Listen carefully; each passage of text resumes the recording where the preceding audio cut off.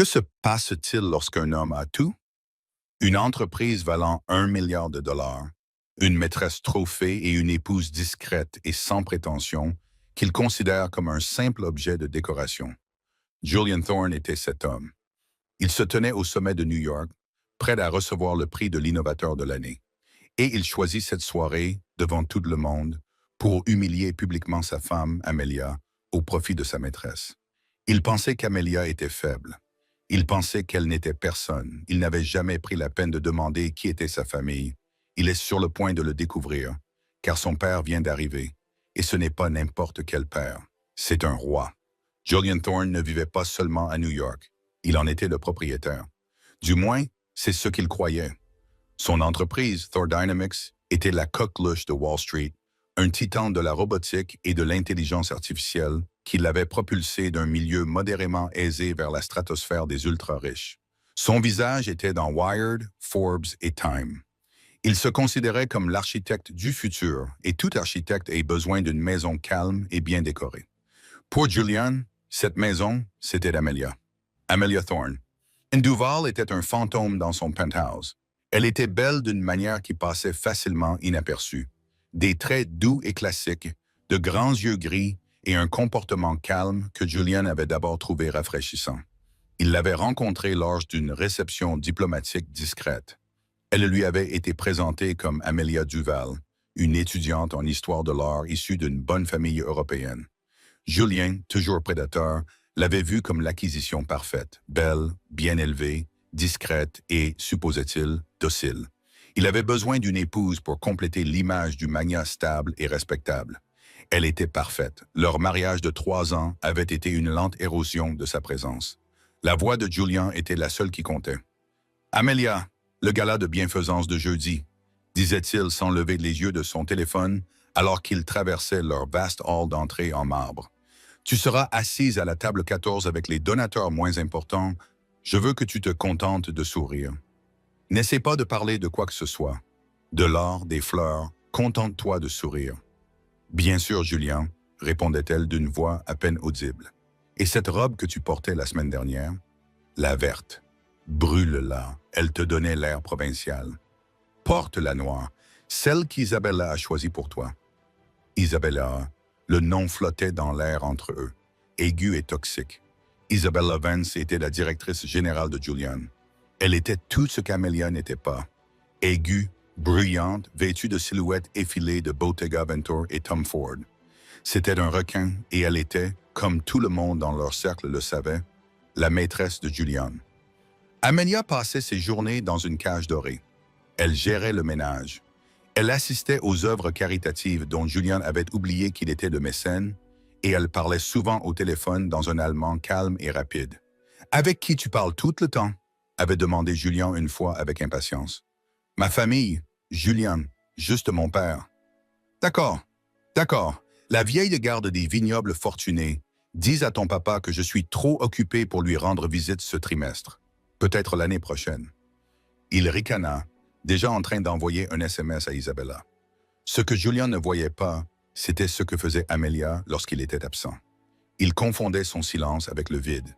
Il confondait son immobilité avec la stupidité. Il n'avait jamais remarqué que les livres d'histoire de l'art sur son bureau étaient en réalité des ouvrages volumineux sur le droit financier international.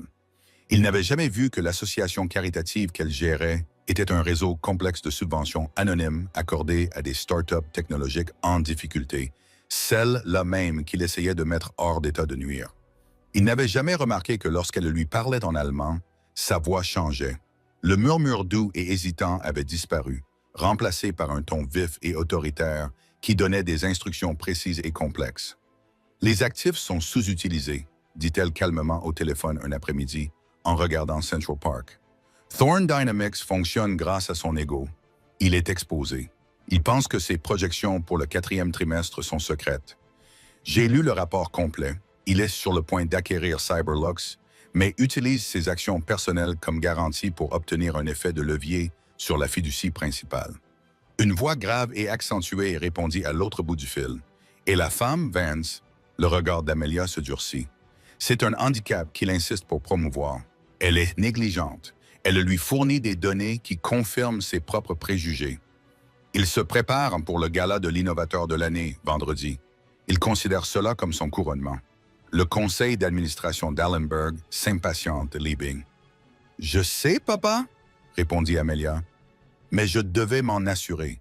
Je lui ai donné toutes les chances d'être un homme de caractère. Il a échoué. Vendredi. Tout se terminera vendredi. Laisse-lui la vedette. Cela rendra la leçon d'autant plus mémorable. » Elle raccrocha juste au moment où Julien fit irruption dans la pièce, plein d'énergie et cruel. « Amy, bon sang, tu es encore en peignoir. Il est midi. Écoute, vendredi est un grand soir. La remise du prix de l'innovateur de l'année. Il est à moi. La presse sera partout. J'ai besoin que tu sois présentable, mais reste en retrait. C'est ma soirée. Isabella sera à ma table principale. Bien sûr, pour les affaires. Tu comprends? Tu ne comprendras pas. » Il n'attendit pas de réponse. Il se dirigeait déjà vers son bureau, tapant le nom d'Isabella sur son téléphone, un sourire prédateur sur le visage. Amelia se tenait près de la fenêtre, regardant la ville en contrebas. « Oui, Julian, » murmura-t-elle dans la pièce vide. « Je comprends parfaitement. » Isabella Vance était une créature de Julian. Elle s'était hissée d'un poste de marketing de niveau intermédiaire à celui de directrice des opérations en imitant sa propre cruauté. Elle voyait Julian non seulement comme un amant, mais aussi comme un moyen d'arriver à ses fins. Et elle considérait Amelia comme un obstacle, certes fragile et pathétique, mais un obstacle tout de même. Son jeu préféré était l'humiliation publique désinvolte, toujours déguisée en aide. Une semaine avant le gala, Isabella avait insisté pour organiser un dîner d'équipe chez Maria, un restaurant si exclusif qu'il respirait son propre air raffiné. Julian, bien sûr, avait amené Amelia, la plaçant entre lui et Isabella. « Oh, Amelia, ma chérie, » avait dit Isabella, la voix dégoulinante de fausse sympathie, en posant sa main sur celle d'Amelia. « C'est une fourchette à poisson. Tu manges du filet, ma chérie. Tu dois être tellement stressée à planifier tous ces arrangements floraux. » La table des vice-présidents et des membres du conseil d'administration avait gloussé légèrement. Julian avait simplement souri, amusé. « Elle est une campagnarde dans l'âme, Issa. Tu ne peux pas lui en vouloir. » Amelia avait simplement souri, pris la bonne fourchette et répondu. « Tu as raison, Isabella, je suis ailleurs. Je calculais le ratio d'endettement de la nouvelle acquisition. Ça semble ambitieux. » Le silence s'était installé à table. Le visage de Julian s'était assombri. Le sourire d'Isabella s'était effacé. « Ne sois pas ridicule, Amelia, » avait rétorqué Julian. Elle lit un titre et se prend pour une banquière. « Mange ton steak. » Le sujet fut abandonné, mais Isabella avait vu une lueur dans les yeux d'Amelia, une étincelle dangereuse. Elle décida de l'éteindre. Sa prochaine attaque fut plus directe. 2 jours avant le gala, Amelia fit la seule chose qu'elle n'avait jamais faite. Elle se rendit au bureau de Julian. Elle était venue avec une offre de paix, une photo encadrée datant des débuts de leur mariage, un rare moment de sourire sincère lors d'un voyage sur la côte. Elle pensait pouvoir peut-être une dernière fois faire appel à l'homme qu'elle avait cru qu'il était autrefois. Elle sortit de l'ascenseur privé au 70e étage, dans l'aile réservée au cadre supérieur. Tout l'étage était ouvert, avec des baies vitrées et de l'acier, et culminait dans le bureau d'angle de Julian. Il était là, mais il tournait le dos à la porte. Il était avec Isabella et ils ne parlaient pas affaires. Amelia s'arrêta, cachée par un grand pilier en béton. Julian avait plaqué Isabella contre la baie vitrée, ses mains possessives sur sa taille. « C'est lui qui me remettra le prix », disait Julian d'une voix grave, le maire et en personne. Et après, Isabella ronronna en caressant le revers de son costume. « Après ta victoire. Et la souris? Ça devient embarrassant, Jay. Elle nuit à ton image. »« Je sais. » Julian soupira en s'écartant. « Mais le divorce, c'est compliqué. Sa famille, ils sont bizarres, vieux jeux, connectés d'une manière ou d'une autre. Ce n'est pas le bon moment. » « Alors fais en sorte que ce soit le bon moment, » siffla Isabella, « ou je le ferai. Je veux être celle qui t'accompagne, Jay. Pas ce fantôme pâle et inutile. Prouve-le-moi.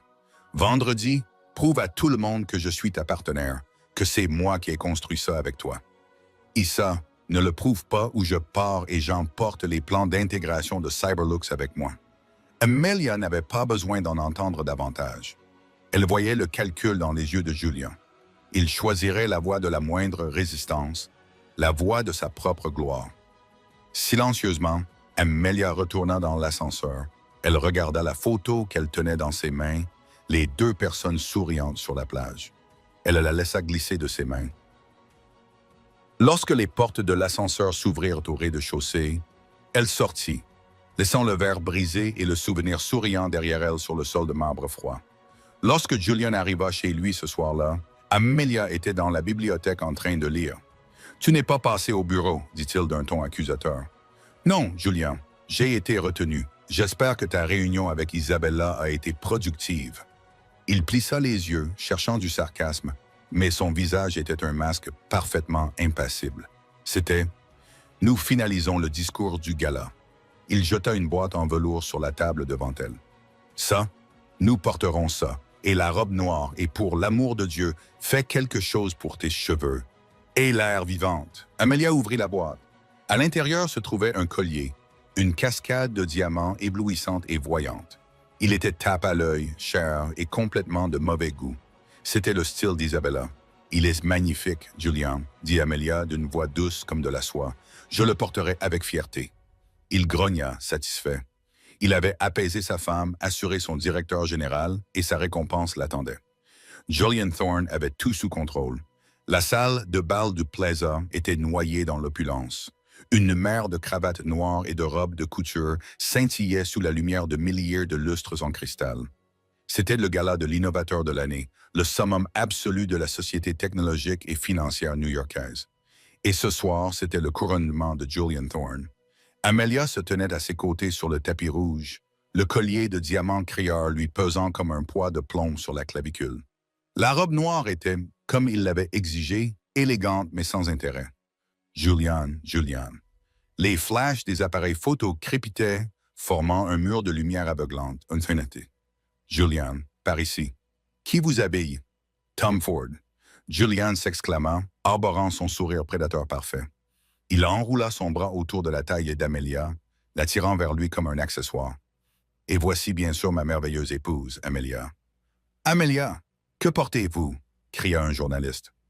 Amelia ouvrit la bouche, mais Julian la coupa. « Elle porte mes diamants. » Il rit en tapotant le collier. « Qu'importe le reste. » Les journalistes rirent avec lui. Amelia sourit, un sourire pâle et crispé qui n'atteignait pas ses yeux. À l'intérieur, la salle de bal bourdonnait d'activité. Julian, dans son élément, entraînait Amelia de groupe en groupe, un roi tenant sa cour. Il la présenta non pas par son nom, mais par sa fonction. « Voici ma femme Amelia. Elle s'occupe de notre foyer. »« Eh, sénateur, ravi de vous voir. Vous connaissez ma femme Amelia. Elle est... Eh bien, c'est ma femme. » Puis Isabella Vance fit son entrée. Elle portait une robe argentée fluide qui semblait couler sur son corps. Ses cheveux noirs étaient lissés en arrière. Elle ne marchait pas, elle avançait d'un pas assuré. L'énergie de la pièce se déplaça vers elle. Elle contourna la ligne d'accueil et se dirigea directement vers Julian, déposant un baiser possessif sur sa joue. « Julian, chéri, tu es magnifique, » murmura-t-elle, ignorant complètement Amelia. « Est-ce ça? Tu es venu? » La voix de Julian était chaleureuse, comme Amelia ne l'avait pas entendue depuis des années. « Tu es dynamique. »« Je suis dynamique, » murmura Isabella assez fort pour qu'Amelia l'entende. « Nous devons parler. L'accord Cyberlux. Il y a une rumeur concernant un nouvel enchérisseur. Un gros. Nous devons conclure ce soir. » Le sourire de Julian se crispa. « Qui? Qui fait une offre? » « Je ne sais pas. Le nom est confidentiel. Allenberg Global. »« Tu en as déjà entendu parler? » La main d'Amelia, posée sur son verre de champagne, ne tremblait même pas. « Non, rétorqua Julian. Jamais. Ce sont des inconnus. Une société holding. Je vais les écraser. » Il prit soudain conscience de la présence d'Amelia et son irritation trouva sa cible. « Amelia, va me chercher un autre verre et prends-en un pour Isabella. » Amelia le regarda. « Julian, il y a du personnel partout. »« Ne discute pas avec moi, » siffla-t-il en enfonçant ses doigts dans son bras. « Sois utile pour une fois, vas-y. » C'était un test, une déclaration publique à l'intention d'Isabella. Il prouvait qui détenait le pouvoir. Le groupe de personnes autour d'eux, PDG, politiciens, journalistes, tout le monde l'a vu. Ils ont vu la souris envoyer faire une course. Le regard d'Amelia était indéchiffrable. Elle acquiesça. « Bien sûr, Julian. Isabella, que désirez-vous? Du champagne, du bon, pas ce que tu bois. Isabella sourit narquoisement.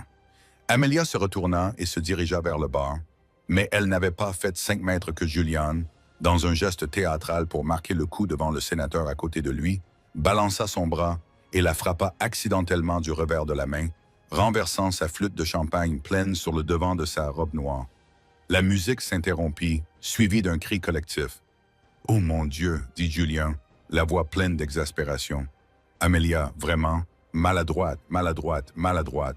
Tu as ruiné la robe et tu es trempée. » Isabella éclata d'un rire aigu et cruel. « Oh, ma petite souris, qu'on ne peut vraiment pas l'emmener nulle part. » Amelia resta là, le champagne coulant de ses cheveux et de son collier clinquant. La pièce tournait, tous les regards étaient braqués sur elle. L'humiliation était totale. Julien, le visage masqué par l'agacement, ne lui tendit pas de serviette. Il ne l'aida pas. Il la regarda, trempée et toute petite, et fit son choix. « Franchement, Amelia, dit-il d'une voix froide et forte, pourquoi ne pars-tu pas? Rentre chez toi, remets-toi en état, tu fais une scène. C'est un événement professionnel. » Il lui tourna le dos. Il passa son bras autour de la taille argentée d'Isabella. « Isabella, viens. Je veux te présenter le sénateur Davis. Il comprend l'innovation. » Il s'éloigna, laissant sa femme seule au milieu de la pièce, spectacle de honte publique. Amelia resta immobile pendant 10 secondes. Les chuchotements étaient assourdissants. Elle regarda le dos de Julien. Elle regarda Isabella, qui jetait un coup d'œil par-dessus son épaule, le visage empreint d'un venin triomphant. Amelia ne pleura pas. Elle ne s'enfuit pas. Elle redressa le dos et marcha calmement, non pas vers la sortie, mais vers une alcôve tranquille près de l'entrée de service de la salle de bal. Elle sortit son téléphone. Le gardien en uniforme engagé par le lieu de réception s'avança pour l'arrêter. « Maman, service uniquement. » Il s'arrêta lorsque 2 hommes vêtus de costumes sombres, incroyablement élégants et équipés d'oreillettes surgirent de l'ombre. Ils se placèrent de part et d'autre de l'alcôve, scrutant la pièce du regard. Le gardien cligna des yeux, perplexe, et recula. Amelia composa un numéro sur sa liste de numéros abrégés. « Papa, dit-elle, sa voix n'étant plus le murmure d'Amy, mais l'ordre clair et froid d'Amelia. « C'est fait. » Julian Thorne sentit l'atmosphère changer dès qu'Amelia eut disparu. Le bref silence gênant fut comblé par son propre rire tonitruante. « Toutes mes excuses, tout le monde. Un petit incident domestique. Maintenant, comme je le disais à propos de l'avenir de la logistique automatisée, il était grisé par l'adrénaline de la confrontation. Il avait réussi. Il avait remis la souris à sa place et couronné sa reine d'un seul coup. Isabella rayonnait à ses côtés, sa main reposant désormais processivement sur le bas de son dos. Il formait le couple puissant. Le véritable couple puissant. 1 heure plus tard, le moment arriva. Les lumières s'atténuèrent. Un roulement de tambour. Le maître de cérémonie, un célèbre présentateur de journal télévisé, monta sur scène. « Mesdames et messieurs, voici le moment que nous attendions tous. Le prix de l'innovateur de l'année. Cette année, le choix fut unanime. Cet homme n'a pas seulement changé le marché, il l'a créé. D'une petite start-up dans un garage à une puissance mondiale. Veuillez accueillir le PDG de Thorne Dynamics, l'innovateur de l'année, Julian Thorne. » La salle éclata en applaudissements. Julian embrassa Isabella, un baiser public qui ne laissait aucune place à l'interprétation. Il monta sur scène, les bras levés en signe de victoire. Il était tel un empereur romain. « Merci, merci, dit-il rayonnant, en acceptant le lourd trophée en cristal. « Merci, quelle soirée! » Il agrippa le podium, les jointures des doigts blanchis. On dit que l'innovation est une voie solitaire. C'est faux. On ne peut pas construire l'avenir seul. Il faut un partenaire. Son regard se posa sur Isabella, au premier rang. Il faut quelqu'un qui voit le monde comme vous. Quelqu'un qui n'a pas peur de prendre des risques, d'être impitoyable, de se débarrasser du poids mort qui vous retient, murmura la foule, sentant le drame. C'était mieux qu'une cérémonie de remise de prix. C'était l'exécution publique de son mariage. J'ai construit Thorne Dynamics à partir de rien. Mais j'ai eu de l'aide. J'avais un partenaire qui était à mes côtés dans les tranchées, pas à la maison à arranger des fleurs. Quelques personnes ont ri nerveusement. Un partenaire qui comprend que pour gagner, il faut être prêt à brûler l'ancien monde. Je souhaite donc partager ce prix ce soir avec ma véritable partenaire, mon inspiration, ma directrice des opérations, Isabella Vance. Issa, lève-toi, laisse-les te voir. Isabella s'est levée, les larmes aux yeux, et lui a envoyé un baiser. C'était l'ultime hommage à Amelia, disparue. Julien s'apprêtait à poursuivre sa séance de questions-réponses sur l'acquisition de Cyberlux lorsque la voix du maître de cérémonie l'a soudainement interrompu, faible et confuse. « Monsieur Thorne, toutes mes excuses. Je viens d'apprendre une nouvelle. »« Qu'y a-t-il » demanda Julien, agacé par cette interruption. « Nous avons un invité surprise, un conférencier qui a été retardé à l'aéroport. Il a demandé à dire quelques mots avant la séance de questions-réponses. » Julien était furieux. « Un conférencier surprise maintenant? Qui est-ce? »« Bill Gates, Elon.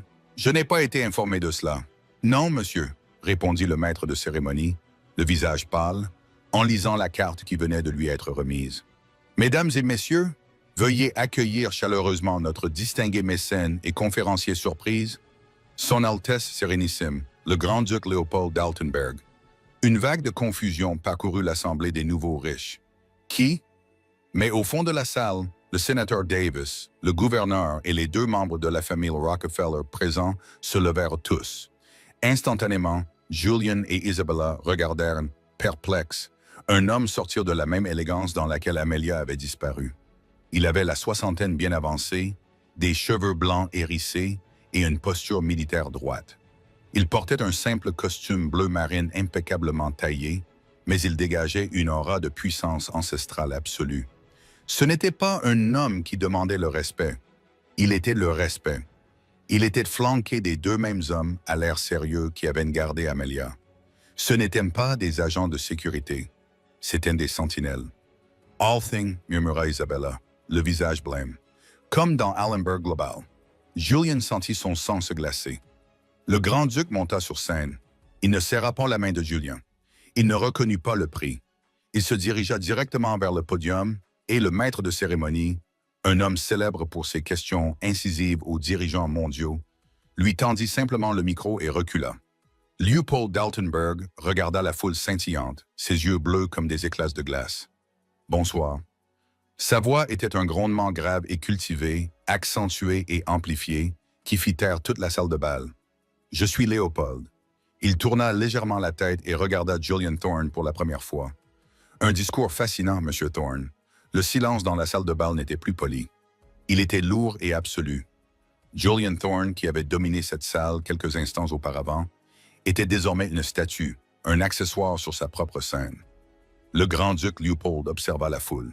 Son regard était celui d'un homme qui possédait le bâtiment, la ville et peut-être même l'air qu'il respirait.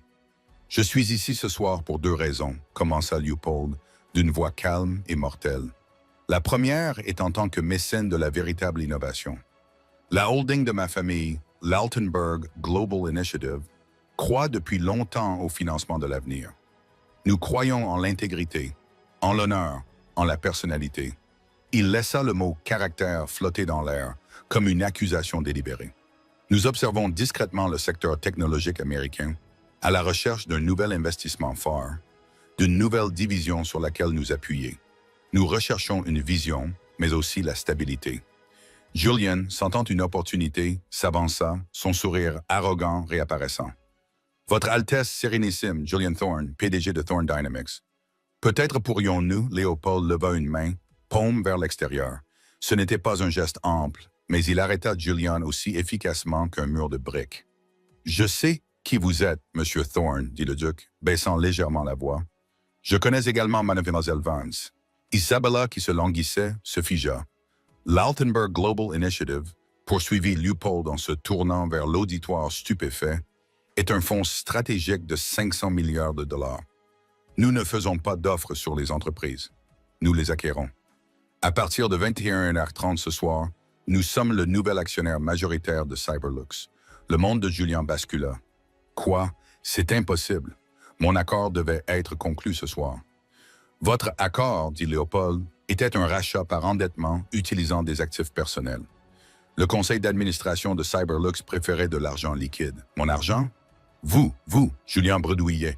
Isabella avait l'air d'avoir envie de vomir. L'entreprise, leur trophée, ce qu'elle avait utilisé pour le faire chanter, avait disparu. leur avait été arraché.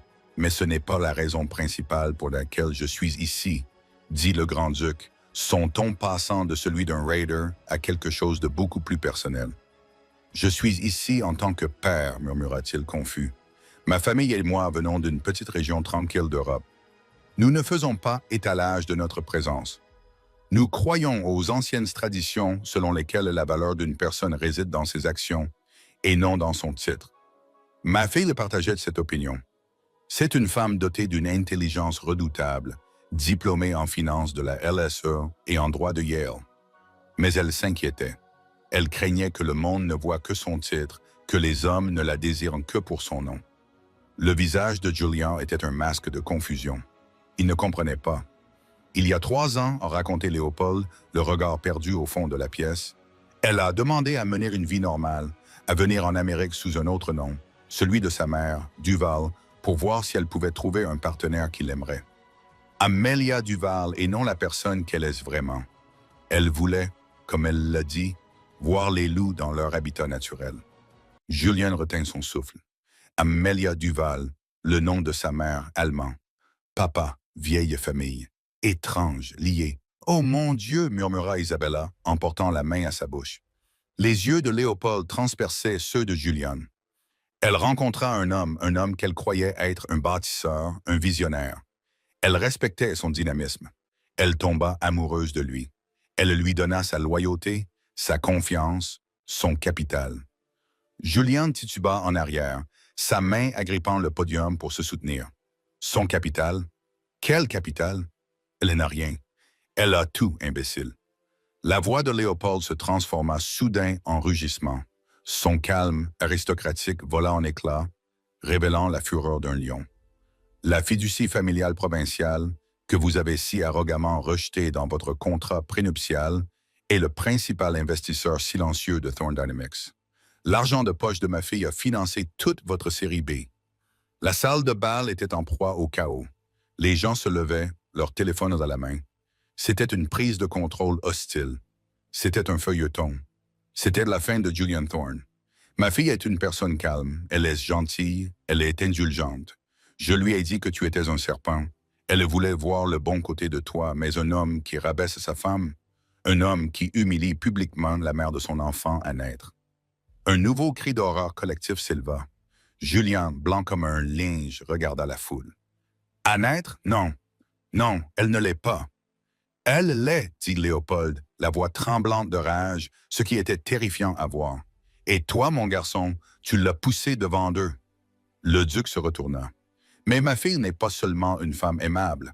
Elle est l'héritière d'Allenberg, et elle a un nouveau titre. Il fit un geste vers le fond de la salle de bal. Pendant trop longtemps, l'initiative Allenberg a été gérée par un comité.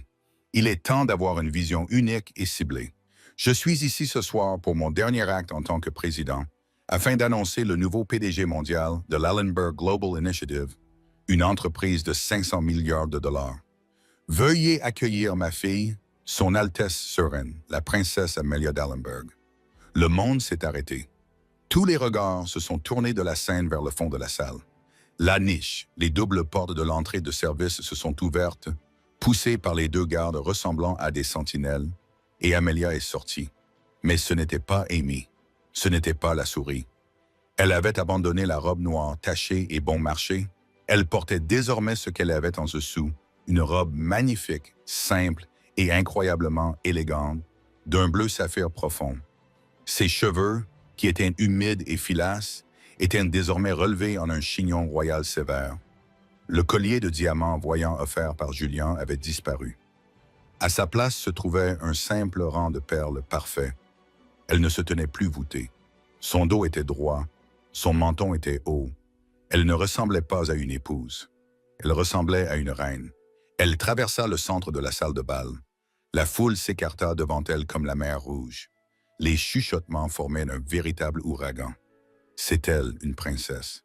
Il trompait une princesse. Il n'en avait aucune idée. Les jambes de Julian se dérobèrent sous lui. Il trébucha et s'agrippa au podium. « Amelia » gémit-il. Ce nom était une question, une supplication. Isabella Vance était complètement figée. Toute sa vie, sa carrière, sa victoire sur la souris, Tout venait de s'évaporer. La femme qu'elle avait tourmentée n'était pas seulement issue d'une vieille famille riche. Elle était issue d'une famille très ancienne et titrée. Amelia monta les marches menant à la scène. Elle ne regarda pas Julian. Elle ne regarda pas Isabella. Elle se dirigea directement vers son père, qui l'embrassa sur les deux joues. « Bravo, Li-Ying » murmura-t-il. « Merci d'être venu, papa » répondit-elle d'une voix claire et nette. Il lui tendit le micro. Elle se tourna vers la foule. Ses yeux n'étaient plus les doux étangs gris que Julian connaissait. Ils étaient devenus des éclats d'ardoise. « Bonsoir » dit-elle. Sa voix, qui n'était plus hésitante, emplit la salle. C'était le même ton autoritaire qu'elle avait utilisé au téléphone. Mon père est, comme d'habitude, un peu trop dramatique. Un léger rire s'éleva de la foule. Elle les avait conquis. Je m'appelle Amelia. Pendant 3 ans, j'ai observé. Je suis venu dans ce pays pour apprendre, et j'ai beaucoup appris. Elle tourna enfin, la tête et regarda Julian. Il était brisé. « Amy, s'il te plaît, je ne savais pas. Je suis désolé. Je t'aime. Amelia leva la main. Il s'arrêta de parler. « Tu aimes le pouvoir, Julian, dit-elle d'une voix dénuée de toute émotion. Tu aimais ce que tu pensais que j'étais, un atout faible et contrôlable. Tu pensais que la fiducie provinciale de ma famille était un vignoble pittoresque en Allemagne. Tu as signé un contrat prénuptial. Tu as rédigé un accord destiné à protéger tes biens contre moi. » Elle sourit, un sourire fin, acéré, terrible. « Je ne te remercierai jamais assez pour cela. Tes avocats étaient incompétents. Mais les miens, ceux qui l'ont examiné depuis Genève, étaient meilleurs. Tu vois, l'accord que tu as signé de manière si protectrice contenait également une clause morale, stipulant qu'en cas d'infidélité publique et d'humiliation, tous les actifs partagés et tous les actifs provenant d'investissements communs reviennent à la partie lésée. » Le visage de Julien est passé du blanc au vert.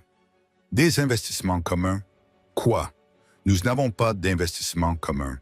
Mon entreprise m'appartient. »« Vraiment? » a dit Amelia en se tournant vers le public. « Revoyons les faits. Ma fiducie personnelle, la Duval Trust, a réalisé un investissement de série B de 150 millions. Cet investissement nous a donné une participation majoritaire de 62% dans Thorne Dynamics. Vous étiez tellement avide d'argent que vous n'avez jamais pris la peine de faire preuve de diligence raisonnable envers Amelia Duval. Vous pensiez que je n'étais que votre femme. » Elle regarda Isabella. « Et vous, Mademoiselle Vance, vous aviez raison. L'accord avec Cyberlux était crucial. C'est pourquoi je l'ai acheté. La nouvelle branche technologique de l'Allenberg Global Initiative absorbera ses actifs et, bien sûr, ses talents. L'entreprise de mon mari, en revanche, est superflue. » Elle se tourna vers Julian. Son prix de l'innovateur de l'année avait glissé de ses doigts égourdis et s'était brisé sur la scène. En tant qu'actionnaire majoritaire de Thorne Dynamics, Amelia annonça « Je convoque une réunion d'urgence du conseil d'administration demain à 9 h. Ma première motion sera de démettre Julian Thorne de ses fonctions de PDG pour négligence grave, mauvaise gestion fiduciaire et violation de la clause morale. »« Tu ne peux pas, » hurla Julian. « Si, je peux, » répondit Amelia, « et je le ferai. Ma deuxième motion sera de dissoudre la société. Ses actifs précieux, les ingénieurs, les brevets que j'ai financés seront absorbés par l'AGI. Ses passifs, son regard balaya Julian et Isabella, seront liquidés. » Elle regarda Julian, un homme qui n'avait désormais plus aucune valeur. « Tu voulais ma scène, Julian, » avait dit Isabella. « C'est ma soirée. » Amelia se pencha vers le micro. « Merci à tous d'être venus. Profitez bien du reste de votre soirée. »« Père, pouvons-nous y aller? » Elle rendit le micro au présentateur stupéfait. Elle, son père et ses gardes du corps quittèrent la scène, laissant Julian Thorne et Isabella Vance dans les ruines de leur vie, illuminés par un millier de flashs d'appareils photo. Les conséquences ne firent pas la une des journaux. Ce fut une explosion. Lorsque Julian et Isabella quittèrent la scène en titubant, ils étaient devenus des parias. Les invités, les sénateurs, les banquiers, les PDG évitaient leur regard. Une foule de journalistes se précipita vers eux, mais pas pour Julian. Ils se ruèrent sur Amelia. « Princesse, princesse Amelia, un commentaire. Quand avez-vous planifié cela? Combien vaut Thorne Dynamics? » Amelia n'a pas ralenti. Elle et son père, flanqués de leurs gardes du corps, ont traversé le chaos comme un cuirassé traverse les flots. Julian, attends, a crié Julian en courant derrière eux. Amelia, s'il te plaît. Notre bébé. Tu ne peux pas faire ça. Je t'aime, Amy. Amelia s'est arrêtée aux portes de la salle de bal. Elle s'est retournée et toute la salle a retenu son souffle. Elle l'a regardé. Cet homme hurlant et pathétique. Tu n'aimais pas Amy. Tu la méprisais. Tu la rabaissais. Tu l'humiliais. Et tu as levé la main sur elle alors qu'elle portait ton enfant. La princesse ne pardonne pas cela. Mais Amy? Oui. Alors tout va bien, sanglota-t-il, désespéré. Non, dit Amelia d'une voix neutre.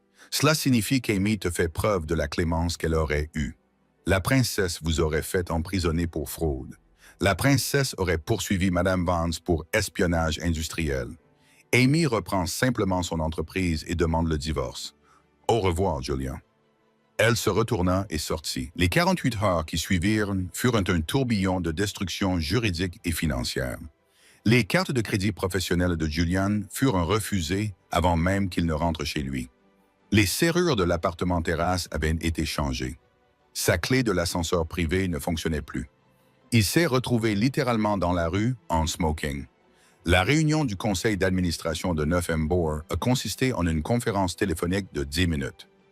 Amelia, qui appelait depuis un jet privé, a exposé son cas. Les autres membres du conseil d'administration, qui avaient vu leur stock option s'évaporer à cause de l'imprudence de Julian et qui faisaient désormais face à un titan de 500 milliards de dollars, ont voté à l'unanimité. Julian Thorne a été démis de ses fonctions. Isabella Vance a été licenciée pour cause de turpitude morale. La presse était implacable. La princesse incognito, titrait le New York Post. Le loup de Wall Street rencontre une vraie lionne. Forbes a publié une analyse détaillée. Comment l'ego de Julian Thorne lui a fait perdre un empire d'1 milliard de dollars et 500 milliards de dollars d'aérés. La vie de Julian était finie. Il était devenu la risée de tous. Le contrat prénuptial qu'il avait fait réviser par ses avocats hors de prix était en béton. Il avait insisté sur les clauses. Il avait insisté pour qu'elle garde séparé le petit pécule familial. Et ce petit pécule familial venait de l'engloutir tout entier. Isabella ne s'en sortit pas mieux. Elle était l'autre femme dans le plus grand scandale de la décennie. Elle fut mise sur liste noire. Aucune entreprise ne voulait d'elle. Ses plans pour l'intégration de Cyberlux étaient inutiles. Comme l'équipe AGI d'Amelia avait déjà mis en place un plan meilleur et plus solide, Isabella avait été manipulée non seulement par Amelia, une adversaire qu'elle n'avait jamais vue, mais aussi par Julian, un homme qu'elle avait surestimé. Julian a essayé de se défendre. Il a fait appel à des avocats, mais ceux-ci ont été confrontés à une équipe venue de Genève. Ils n'avaient pas seulement des documents. Ils avaient tout. Ils avaient tous les SMS qu'il avait envoyés à Isabella sur son téléphone professionnel. Ils avaient les rapports financiers qu'Amelia avait lus à la bibliothèque. Des rapports qui prouvaient que Julian avait falsifié les comptes pour ses projections du 4e trimestre, un fait qu'il avait caché au conseil d'administration, mais pas à sa discrète épouse. Il risquait non seulement le divorce, mais aussi des accusations fédérales de fraude. 6 mois s'étaient écoulés depuis la nuit du gala. 6 mois depuis le jugement du Plaza, comme la presse l'avait joyeusement surnommé, et le monde avait continué à tourner, comme toujours. Mais les orbites des 3 personnages centraux avaient été irrévocablement et violemment modifiées. Pour Julian Thorne, la vie n'était plus une vue depuis un penthouse.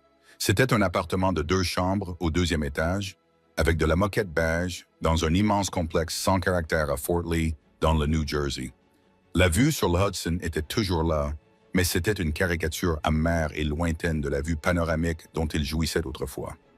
Il était assis à un bureau IKEA bon marché, un microphone haut de gamme, vestige de son ancienne vie, branché à un ordinateur portable vieillissant.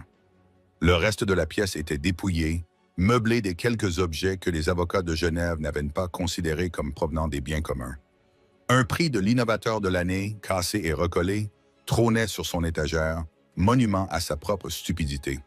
Il enregistrait. « Et c'est là le véritable danger, mes amis, dit-il. » Sa voix, autrefois un instrument de commandement retentissant, était désormais faible et avide, essayant de projeter un charisme qu'elle ne possédait plus. C'est l'ennemi caché, la personne en qui vous avez confiance, celle qui sourit tout en vous poignardant dans le dos. Ils appellent cela l'émancipation des femmes. J'appelle cela une prise de contrôle hostile. Il fit une pause pour plus d'effet, fixant les ondes sonores sur son écran. Voici The Phoenix Project, épisode 12. Je m'appelle Julian Thorne et je suis ici pour vous expliquer comment renaître des cendres d'une diffamation stratégique. Ce matin-là, son podcast comptait 14 abonnés. Il soupçonnait que 12 d'entre eux étaient des robots. Il était devenu une blague, la cible des plaisanteries lors des cocktails qu'il organisait autrefois. Le règlement ne lui avait pas seulement pris son entreprise, ses maisons et ses œuvres d'art. Il lui avait pris son nom. Thorne n'était plus une marque. Il était devenu un exemple à ne pas suivre. Les accusations de fraude pesaient sur lui comme une guillotine suspendue à un fil de soie. Pour éviter la prison fédérale, il avait tout cédé. Son contrat de mariage, dont il était si fier, était le document même qu'il avait éventré. La clause morale, la clause de fiducie Duval. Tout y était. Il avait signé son propre arrêt de mort.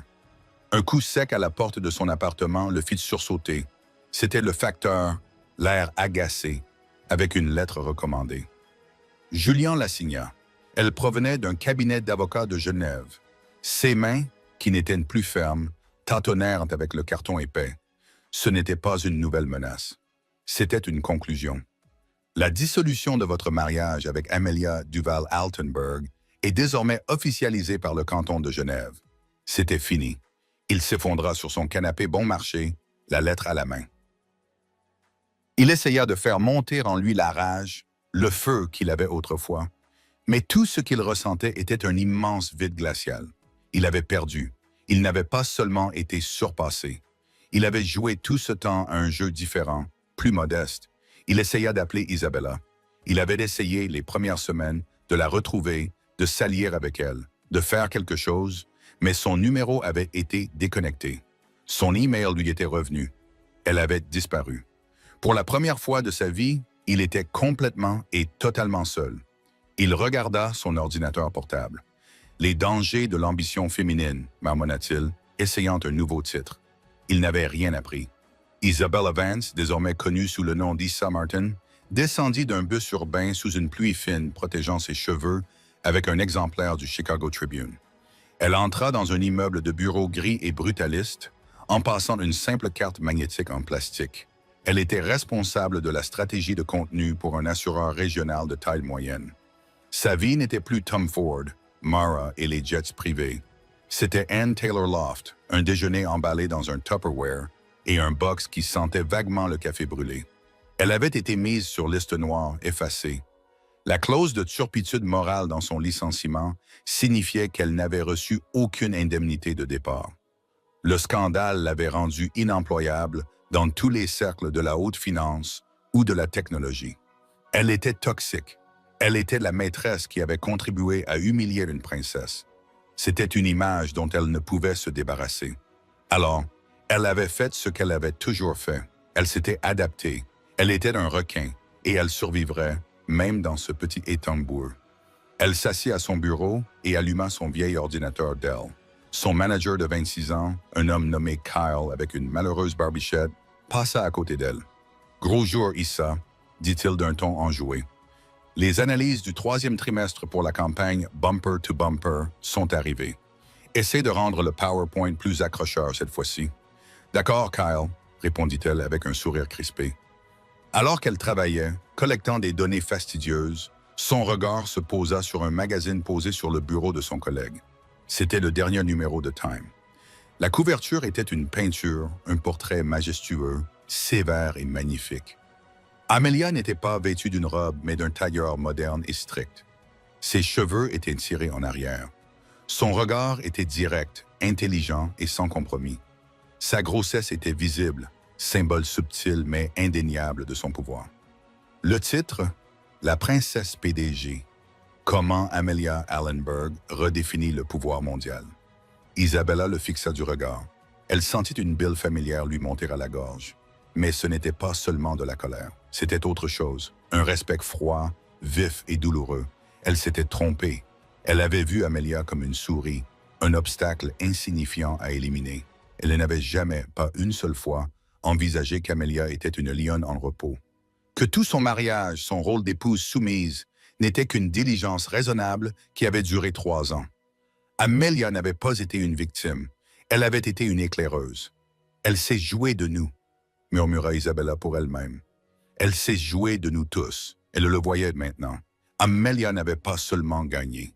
Elle avait préparé le terrain, choisi les pièces et dicté les règles du jeu. Le gala n'était pas une humiliation. C'était un déclencheur, un coup de poing soigneusement planifié.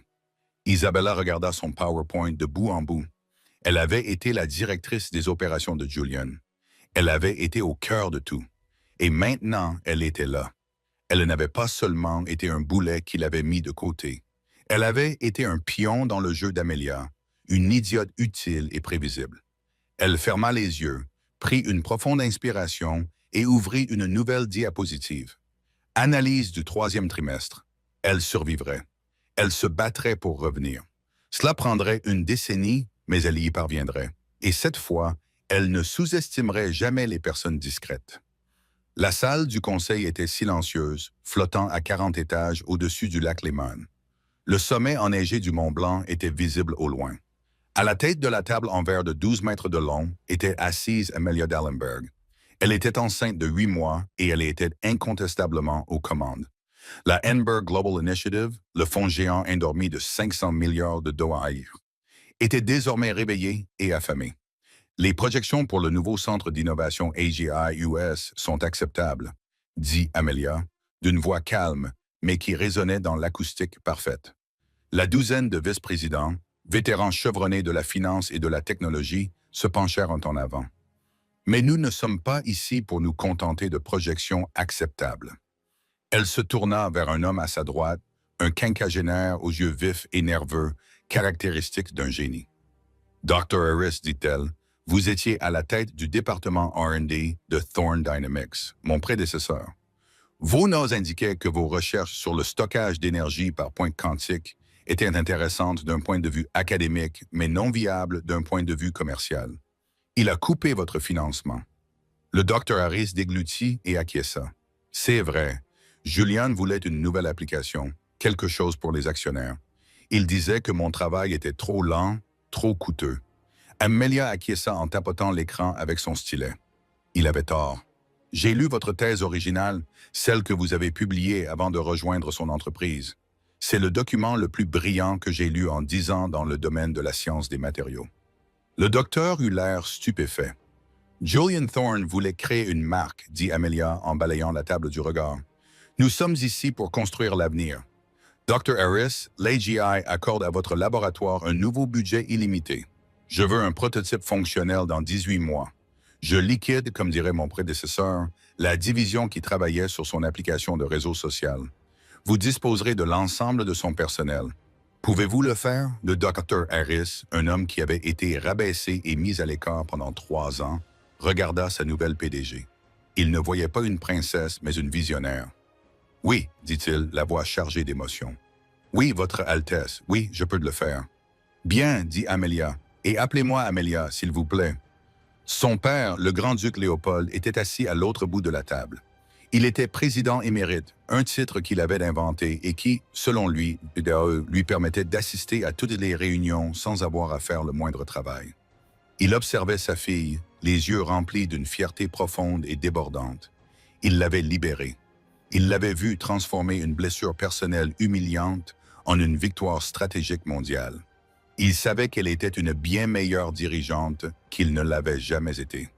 La réunion fut levée. Amelia quitta lentement la salle de réunion pour se rendre dans ses appartements privés attenants.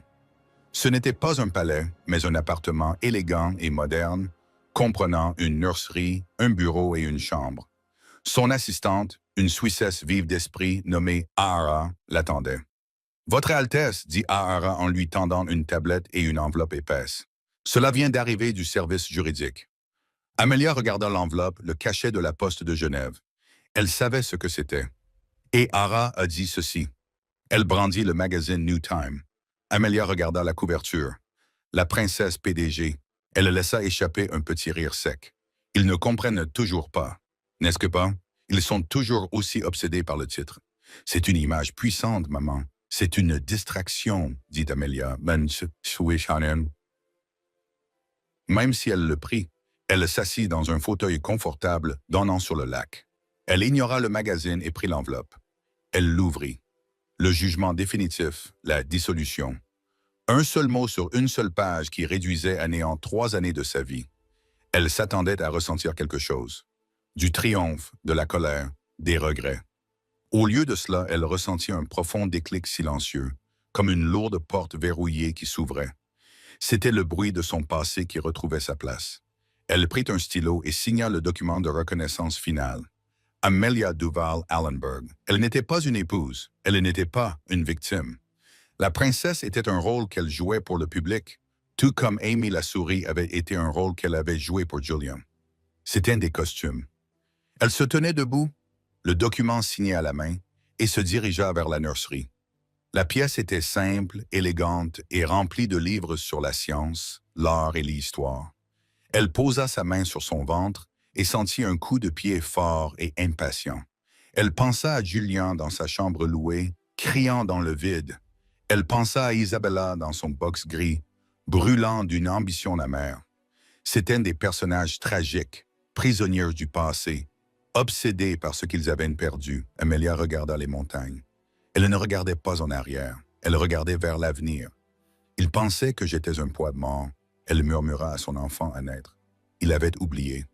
Le poids n'est qu'un autre mot pour désigner la gravité. Et la gravité maintient le monde entier en place. Elle posa le jugement de divorce sur son bureau, à côté des plans du nouveau siège social d'AGUS. Elle en avait fini d'être une épouse et elle en avait fini d'être un secret. Il était temps de régner. En fin de compte, Julian Thorne n'a pas été détruit par une multinationale ou un duc puissant. Il a été détruit par sa propre arrogance. Il avait le monde entre ses mains. Une partenaire brillante, puissante et loyale. Mais il était aveuglé par son propre reflet. Il ne la voyait pas. Il a confondu son silence avec de la faiblesse. Il a confondu sa gentillesse avec de la stupidité. Il a compris trop tard que la personne la plus discrète dans une pièce est souvent la plus puissante.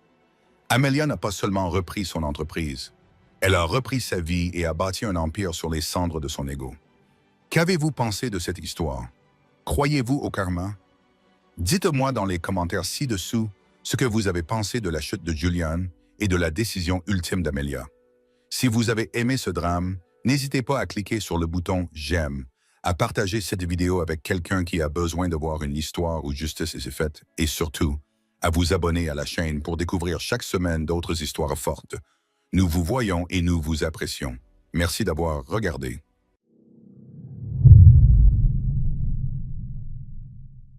Pas la team, j'ai trop pris la confiance, j'arrive plus. Pourtant, ils sont pas si forts en vrai. J'ai 10 morts. Comment ça j'ai 10 morts? Mais ouais, comment ça j'ai 10 morts? Coucou Nathan! J'ai pas de flash, j'aurais dû prendre une flash, je vais prendre un shield en fait, je suis con. Oh, je suis débile. Denke, Mon shield J'en ai qui a mis servi à rien plein. parce que je suis mon taf. Ouais, je sais pas, il y a des games comme ça, hein, des games où juste j'arrive pas. Quoi. en kill the shaman med Denke. Salam alaikum, Azuko.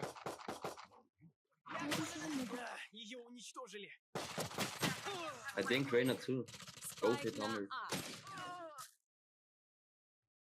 J'ai froid aussi. Après, je suis un peu crispée parce que j'ai froid. Reyna 70. Ah! Oui, Nathan? Oui, Nathan? Ah, bah, quel... J'ai froid, c'est parce que j'ai froid, c'est parce que j'ai Может froid. показаться, что они спокойны, но их сердца выдают. Yeah, you're right. Come be fast. We have weapon. Come.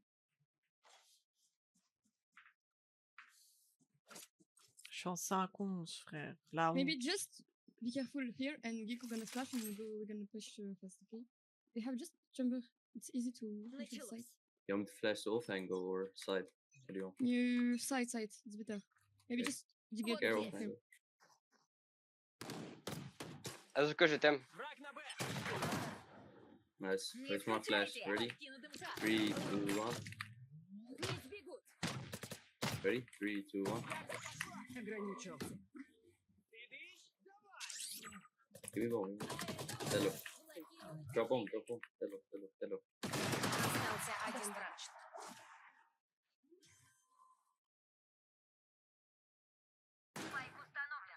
Is he flank? I think he's flank, no?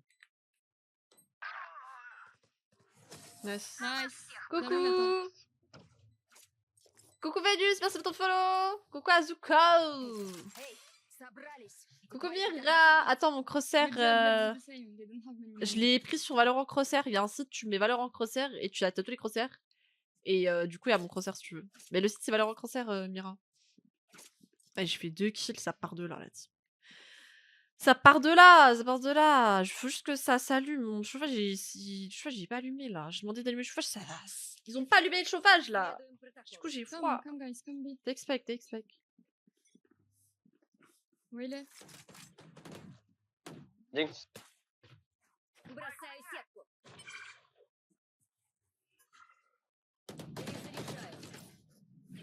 Guys. Mais c'est moi qui prends, frère. Je retard après tout le monde, c'est moi qui me prends la tête. One HP, Speaking, one speaking, HP, Jet. speaking. C'est fou, hein, vraiment des games où je suis genre malchanceux, genre je peux rien faire, je retard après tout le monde, c'est moi qui me prends la tête. J'aurais tout vu. Hein. Don't play. Down. Go plant. C'est pas grave.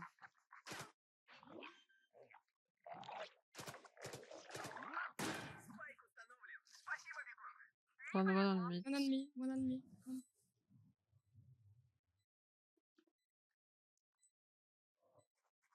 Скоро вернусь. Après, le plus important c'est qu'on gagne la game, hein. Остался один враг. Un shot flank. Désolée, je suis concentrée, je parle pas trop. Je suis concentrée parce que j'aimerais bien être en positif là. Vas-y, la Reina, il prend Reina et je pue sa mère. Alors que j'ai fait que des MVP. J'ai fait que des MVP en plus.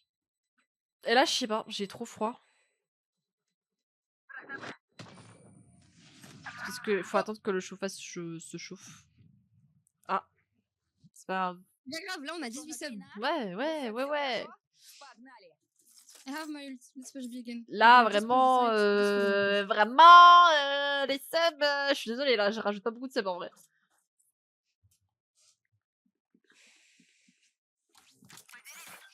Coucou, merci Drexy pour ton lurk.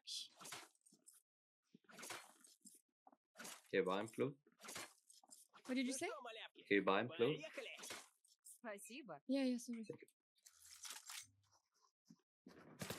Подкину дым. Замедлю их. Перезаряжаю. Flash clear smoke. Бросаю сетку. 3, 2, 1. Mais je me prends quand même le plus pompe alors que je suis loin, genre, je suis loin. Je suis sûr, il y a des games où je me prends tout. Il y a vraiment des games où je me prends tout, frère. Last on my body. Il y a des games où je me prends tout, vous avez vu, j'ai rien demandé. J'ai rien demandé. Je n'ai rien demandé, en fait. Et je me prends tout, en fait. Parce qu'il y a des games comme ça, il y a des games où je sers à rien. Des games où je sers à rien. Je me prends tout. J'ai rien demandé, frérot. J'ai rien demandé. Il fait trop froid. Le choix, j'ai même pas chauffé. Baimon, attends, s'il te plaît. Спасибо. Yeah, C'est abusé des clés blast comme ça. c'est ok. Nathan. Coucou Okay, Nathan. let's push B. Gecko, you can maybe open the site with your ult. We're gonna follow. Coucou Nathan. Come guys, come. Coucou We don't have Nathan. many money again, okay? Be careful in the corner. Okay. Прочь с дороги! Чему спешится? Nice shot, bro. Go Thank follow. Corner safe. Deep in, elbow. Shot. One more. Flashing 3, 2, 1. My bad, close.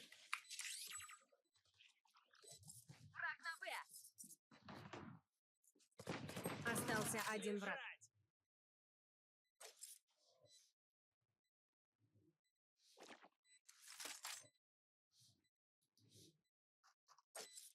Probably mid or On va gagner, mais la win, je la mérite pas, la team. Je suis en 7-13, la win, elle est pas du tout méritée, là. Ah oui, Okay, mais this pas- time let's fake B. Okay, Gecko, you're gonna flash main. I'm gonna put one smoke. Wele, you're gonna try Give me to get spec. one maybe. Just Donne-moi le just, spec, je vais aller A. attends. Just clear the site, and I'm gonna put one smoke and go back A. Please don't die, okay? Okay. I'm gonna put one smoke on my ping. If you're playing up, you can try to get one tower, Wele. One picking A. Make noises, make. Тихо. Nice, Heina. Okay, go back, Dano, come. Don't pick mid. I can flash mid right, okay? 3, 2, 1. Two heal. Teho and Reyna, they two on the left. Go back. Two on A, one Go back, mid, go back. and only one B probably. You can go B. Merci pour Go follow, back, Dilaxa, go back. merci Vénus. Ah, vas-y, je suis nulle. Je veux dire, c'est Reynadi. Regardez le Reyna. C'est Reynadi. Ah, vas-y, j'y arrive pas. Je vous promets la team que j'ai fait que des MVP ce matin. Et là, j'ai plus la force parce que j'ai trop froid. Le Shotgun, chauffage, I il guess. veut pas s'allumer. Shotgun, right, shotgun. You have flash? No.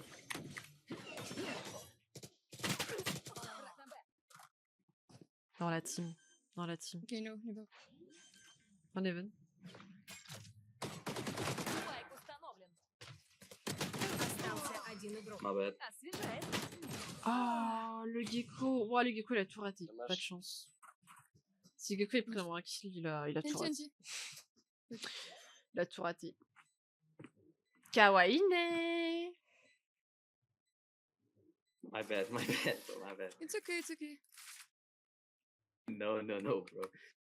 Je suis en 8-14. Oui, vas-y. non. Ждем у них слабое звено. Je vais rien dire, hein, je suis en 8-14. Hein. Помоги. Kawaii des dessous. Je suis trop kawaii.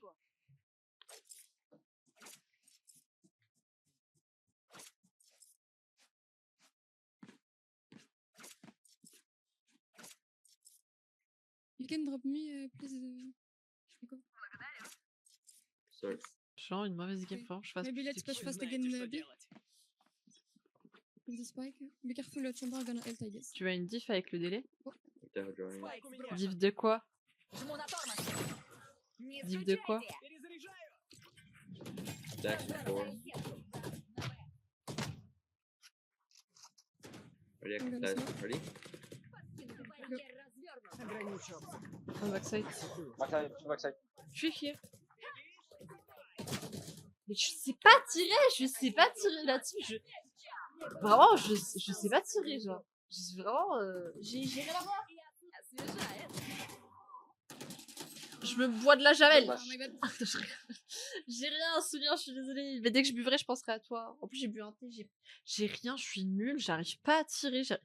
Je me fais enculer par n'importe qui que je vois, je me fais enculer. Oh, ce serait pas avec le délai de 15 secondes parce que je trouve que 15 secondes c'est peu. Mais les lundis et le jeudi, je mets 25 secondes parce que je fais des journées de tryhard genre. Et en vrai, oui, rien que personnellement, pour moi, j'ai moins le stress du stream hack. Tu vois ce que je veux dire? En mode, je suis en mode, Can we ok, go si je elbow perds, or, c'est pas parce que ça serait no, parce qu'ils no? sont meilleurs, tu vois. Elbow, I guess. J'ai I'm gonna push, et je joue mieux, je trouve. Vraiment, je joue mieux avec du délai rien que pour moi personnellement, tu vois. Et je joue très bien, genre. Je joue mieux avec du délai, je trouve. Combien? Let's. Oh, insane, Wele. Не подвел.